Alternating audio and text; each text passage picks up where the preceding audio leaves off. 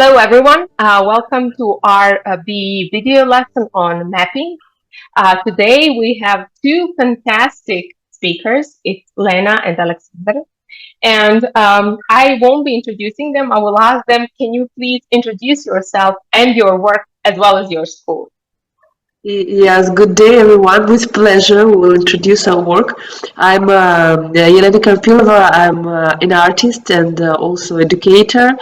And Dear Marta, thank you so much for having us. My name is Alexander Novikov. I'm an architect and the head of the Architectural Thinking School for Children. we're from Belarus. We established our architectural thinking school for children in Minsk in 2016. It means this year we will be like 7 years old, as many of our students. And when we established our project, we wanted to change something in educational field of Belarus and also in educational field of architecture. I was working with different countries before in cultural sphere with Lithuania, Poland, and so on. And then I returned in Belarus, and I wanted to do something important, maybe for next generation. And then I met Alexander. Yeah, and we together started the school. First there was like 5 and 10 kids, and then it grew to 100 of students in Belarus, and then in the end we had to move to Portugal, Lisbon, and now we're working under the umbrella of the Lisbon Architecture Triennale. We work now with approximately 60 students. All of them are migrants from post-Soviet region, from Belarus, Ukraine, Russia, Lithuania, and so on. And they all work together. They all friends now, and I think we do now also important thing. And we also have real good news for us, and maybe it'll be interesting for the audience. 1 month ago, we received two very important prizes from one organization, which is a Thornton Education Award. And the first prize was for our free program for migrants from Russia, Belarus, and Ukraine.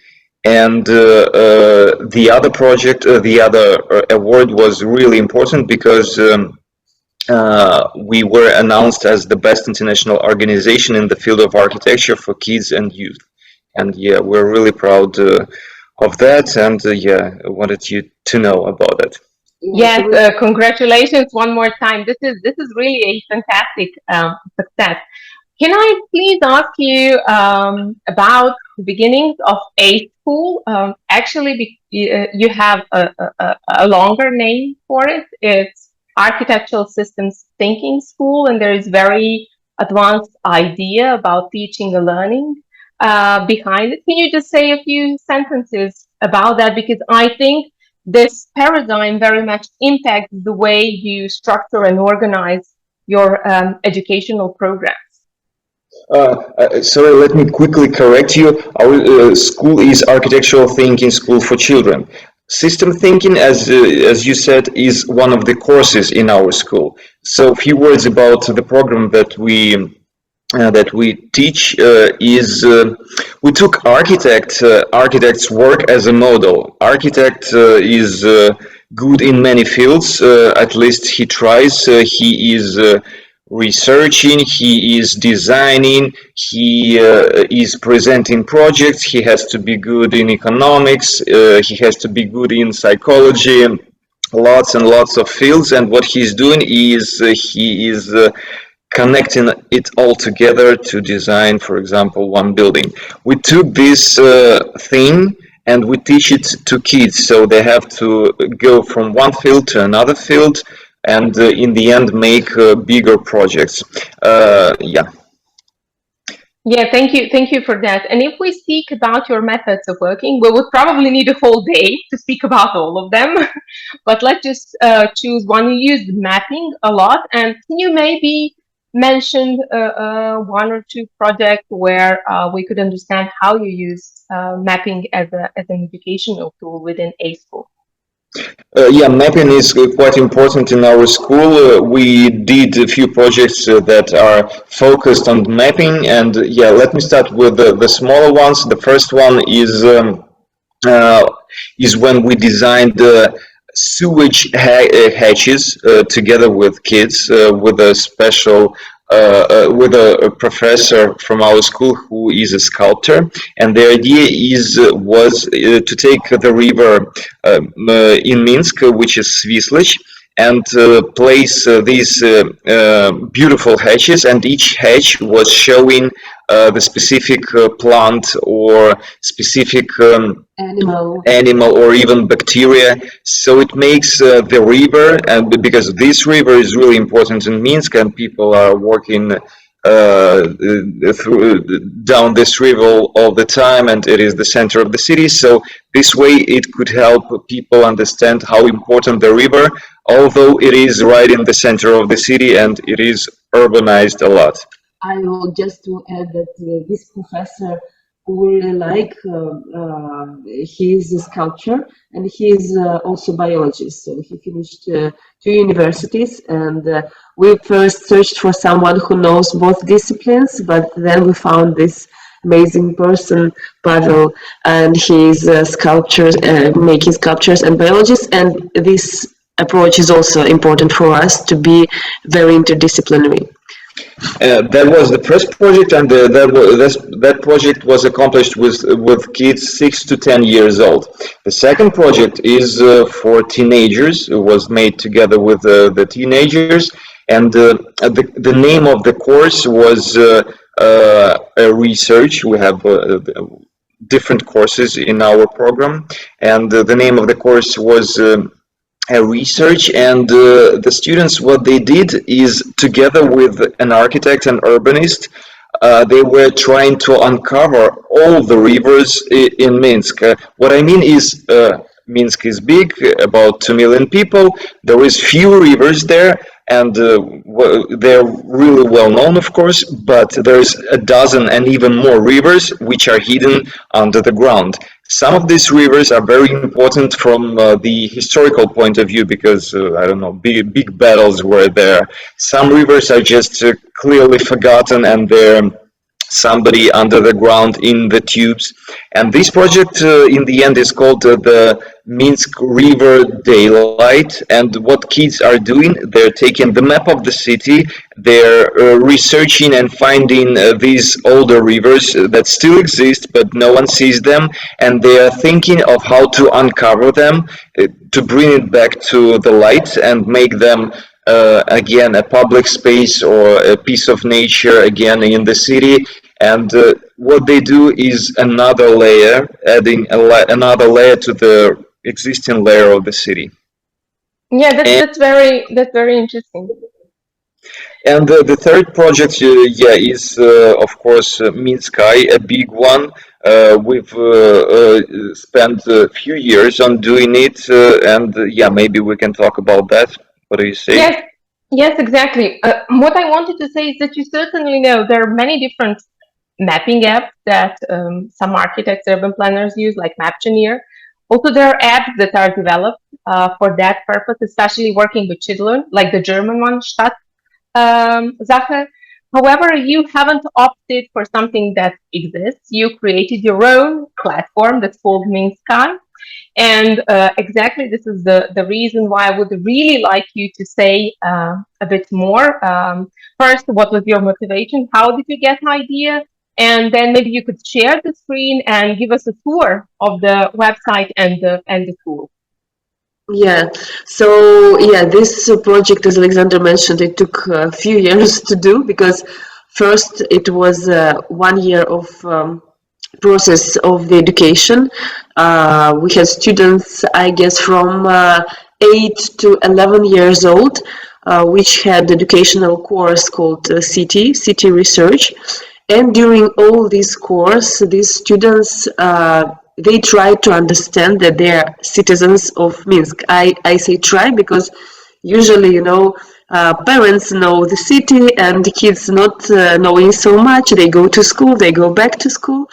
And we wanted to explain them that they are citizens, that they live in a city. That city consists not only of architecture, but there is a nature there. There are people there, important people who these people are, what they do, how they work, but bacteria, etc., etc. So it was very interdisciplinary year, and in the end of this year, we made for sure with some special team which is good in IT, we made a website with the results of our research.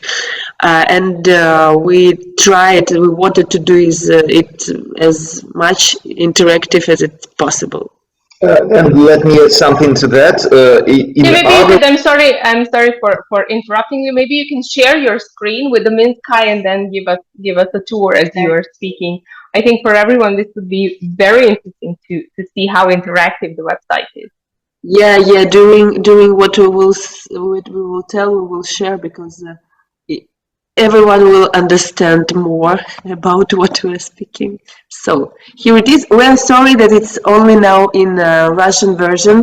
Maybe someday when we will have some groups, we will have English version as well. So you That see, would be lovely. yes, and maybe we will research not Minsk but other cities. So these are 2 years. For example, let's open the last year because we had few courses, few groups who had this program. Yeah.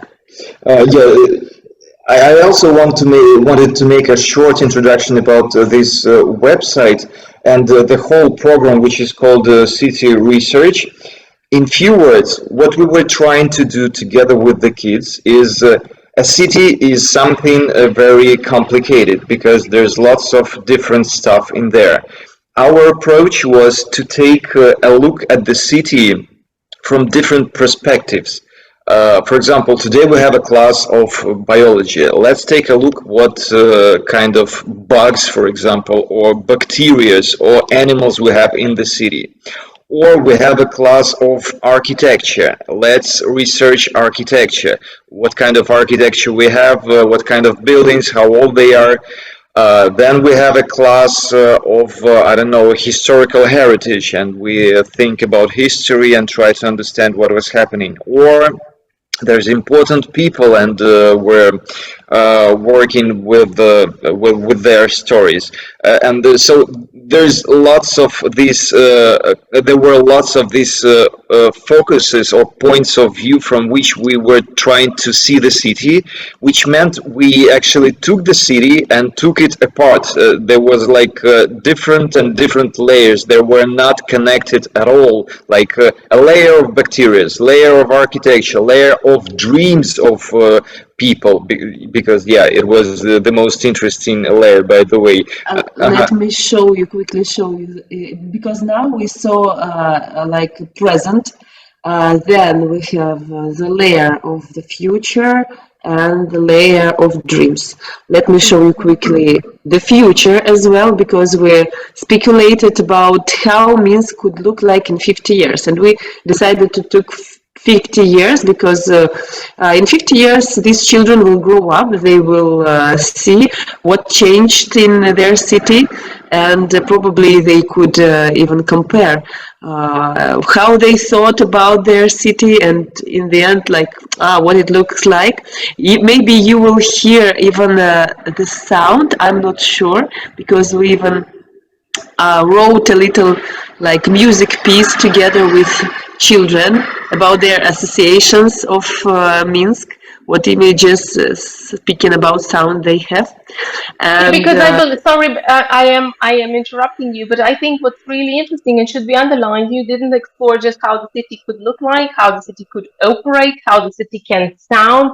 So there were all different layers that are built within your map.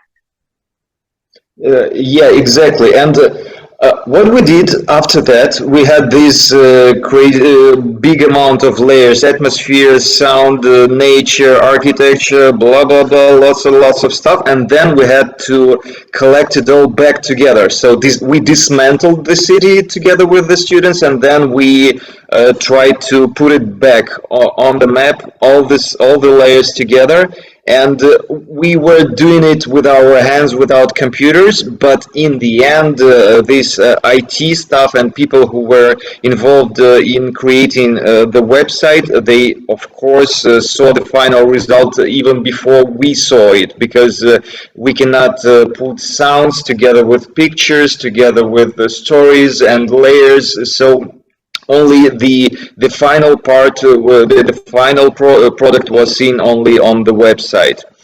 Yeah, and about the layer of sounds, I will just mention because for sure you see a lot of drawings and you will find it very nice children's drawings, but also there is very important layer for us, like very personal layer, when children spoke about their favorite places in Minsk, so you can hear their stories.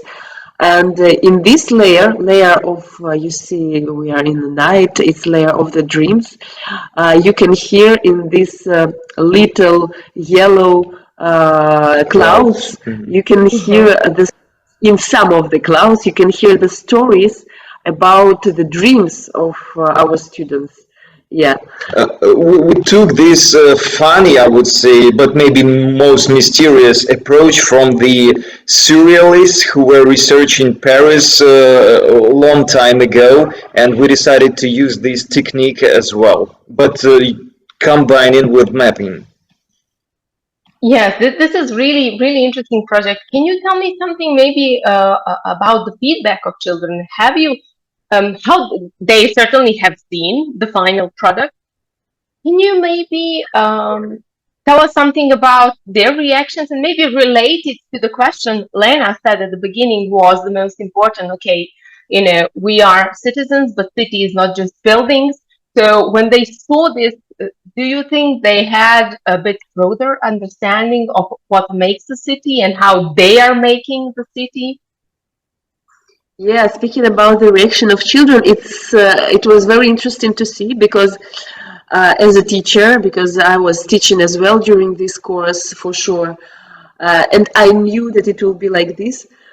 It was for some of them quite hard to do something which they completely almost don't understand. Like we explained, there will be an application, you have different applications in your phone. It could be like this, something like this, and you could hear your stories, you could see your drawings. But let's say during all the year they did very interesting lessons, but they drew a lot, they told stories and so on, so they could not imagine what will be in the end. And as we always do in the end of our educational year, we organize a final event for everyone, for students, parents, for everyone could come from the street. And we had like approximately, I don't know, 300 or more people, and we presented the results of each cars, and we presented for sure this Minsk Eye in some time, and in meanwhile, and students were really surprised, like, wow, we didn't think that it will work, that it will be like this. But some of them even put questions, like technical questions, like, but how did you do IT speaking? We had just drawings on the papers, and you put it all together. How it's possible? Fantastic! And we even made a like cards, business cards for children with the names of them, because they all participated in this project, and we wanted them to feel like really involved and responsible for the amazing things they've done. And speaking about how they felt as a citizens, I could say that some of parents even told us that my and a lot of parents said, like, he or she is like 6, 7, 9 years old. She or he started to look at the map of the Minsk, asking questions about cities, asking about some new names of street, how from your lesson she knows about it or he knows about it. I think even these, very like hard skill knowledges about names of street, names of parks, where and some children even propose to their parents, like, maybe we will go to this street. Like, it was street with nothing very interesting, but we explored this street during the lesson. And parents like, okay, let's go. So children started to ask questions, to do some actions, maybe little, but before our course, as I understood from the reaction of parents, it was not like this.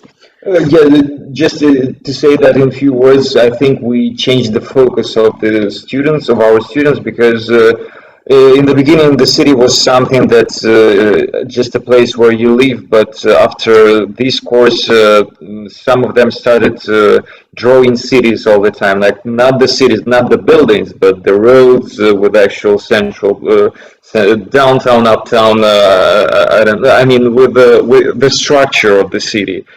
Some became obsessed with history, but in the end, what they all gained and got from that is that a city can be something interesting, and the city is a separate world that can be researched, that can be interesting, yes, that can be crazily interesting for them, and they surely now have even like game. Some of them said like, it's like in a game. I can discover the city through this and through this. So yeah, that's really interesting, and thank you so much for presenting this project. And I think we could go now to our final part. Could you please introduce exercise for our students? Yeah, we spent a very interesting time talking about what can be done in the using the tools of mapping, and we also used mapping in different workshops. But we thought of another new task for the students. We were thinking. How about we do it in the groups? For example, let me explain. Everyone, we all live in the cities, and what is for us important personally is emotions that we have in these cities. There is always specific places where you, I don't know, have the rememberings from the childhood, for example, or some places make you recall a friend, or I don't know, or a girlfriend, a boyfriend, a meeting, or I don't know, you spend time at night there, or you went to a disco. So the city is full of memories, and the city is full of emotions, and these emotions cannot be seen on any map, let's say that. And we were thinking that our task will be to take a map of the city and to find a person that is really important for you, that is connected to this city, and together with him put places where something very important for both of them was happening there. That's in a childhood. Yeah, the important thing. So you can do it like separately, but we thought about maybe it will be interesting task to people to work in groups. For example, when you meet with your classmates, you finished the school 10 years ago or 5 years ago, each of you, maybe if you visited one school, maybe you all lived in more or less one area, but you could have absolutely different memories from this area, from the same even parts of the area, and each person can draw some or just write down some memories connected with this park or this building or just this place, and then you can do it separately, and then you can come together and see, maybe you have the same memories about the same places, but maybe you have absolutely different memories from the childhood, from different places, to compare your feelings from the childhood. what will be interesting in this mapping is that it is not it won't be a final result, because if you talk about a person that you want to do a mapping together with or compare the maps, the map will grow and the different layers will be added to different spots, so it'll be like from the childhood and from today. How it could grow, for example, because it's actually kind of a game which we want to do with our friends as well. And it's now actually very important for us because many of people from Belarus are migrants, and it's good to connect through the memories. You can do this exercise kind of each 5 years. So each 5 years, you meet with your friends or with your classmates from the past, and you like renew your memories. You write down your new memories about the city, maybe for the last 5 years. And for sure, because we know the students will see this video, for sure, maybe after finishing the university, you will live in not one city, you will live in different cities. So this map could grow, not about speaking about the layers of the years, but geographically. It could grow from one city to one country, then to one continent. Maybe you will have with your friends map of the world. Yeah, that would be really, really interesting. Well, thank you for the idea. We will certainly write this as a short text, as a short instruction for the students how to do the exercise. I am exceptionally grateful to you. Thank you for all the ideas, for sharing with us all of your work. And I really do hope that we will have another opportunity to speak very soon. Thank you one more time. So much, Thank Marta. you. Bye bye. Bye bye.